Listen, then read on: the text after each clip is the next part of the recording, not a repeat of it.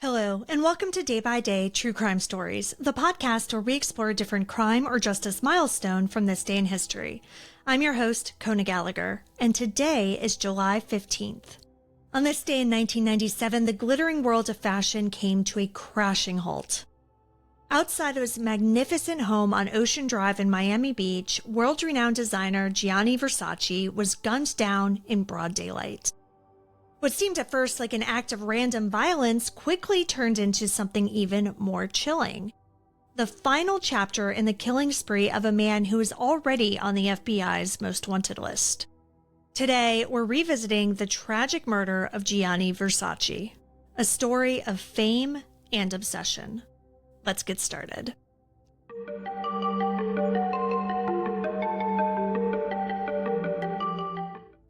To understand the weight of the loss, you first have to understand who Gianni Versace was, not just in fashion, but in culture.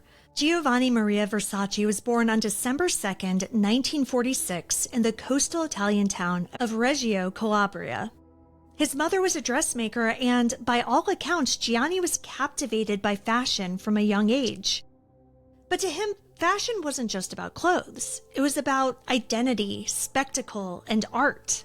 In 1978, he launched his namesake fashion house in Milan, and within a few years, Versace had become synonymous with opulence and confidence. Think gold chains, Medusa emblems, and rich Baroque patterns. Gianni's work was not quiet. It was theatrical and unapologetically bold. And he didn't just design for the elite, he created the elite. He turned models like Naomi Campbell and Linda Evangelista into global icons and dressed royalty, rock stars, and celebrities from Madonna to Princess Diana. He absolutely revolutionized fashion in the 90s. But behind all the glitz was a man who had been described as kind, loyal, and deeply family-oriented. He was particularly close with his sister Donatella, who would go on to carry the Versace torch, and his longtime partner, Antonio D'Amico. In Miami, where he owned the now famous Casa Casuarina, Gianni found joy in simple routines.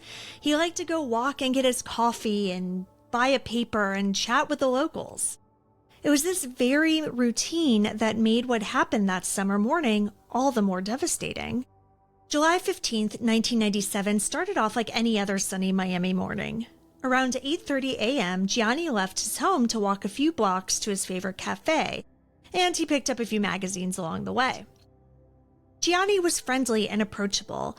This was his neighborhood. Though he did often go out with a bodyguard, that morning, for reasons that are still unclear, he went out alone.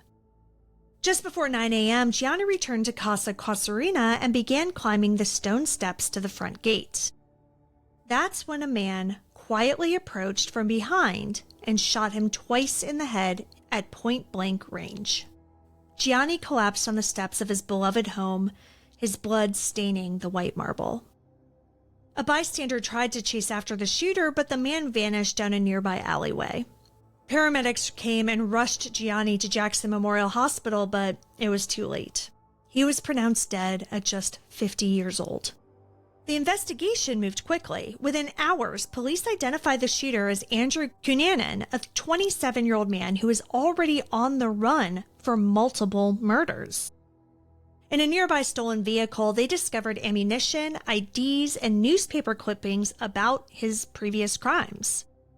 It was clear Gianni Versace was not his first victim, but why him?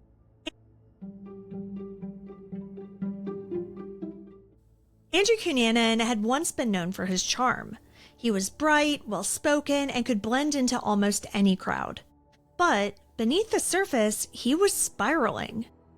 He had dropped out of college, bounced from relationship to relationship, and by 1997, he was broke and unmoored. Friends say that he began to lie compulsively and created grandiose versions of his life that didn't match reality. And then came the killings. On April 27th, he bludgeoned a friend, Jeffrey Trail, in Minneapolis. On May 3rd, he shot and killed his former lover, David Madsen. On May 4th, he tortured and killed Chicago businessman Lee Miglin in his garage and stole his car. Then, on May 9th, he killed William Reese, a cemetery caretaker in New Jersey, and stole his truck. After that, he disappeared until Gianni Versace's murder. The question that haunted everyone was why? Why Gianni? They weren't known to be friends. Though Kunanin had once boasted to acquaintances that he knew the designer, investigators found no evidence of a personal connection. Was it fame? Was it obsession? Did Kunanin see Versace as the glamorous life that he felt entitled to but couldn't have? For 8 days after Versace's murder, Miami Beach was on edge. Kunanin had essentially vanished. Law enforcement scoured the city, helicopters hovered, and news cameras camped outside Casa Arena. No one could understand how such a dangerous man was still at large. Then, on July 23rd, a caretaker heard something strange on a houseboat just a few miles from the Versace mansion. He called police, and after carefully breaching the boat, they found Andrew Kunanin dead from a self-inflicted gunshot wound. The same pistol that he used in his murders lay beside him.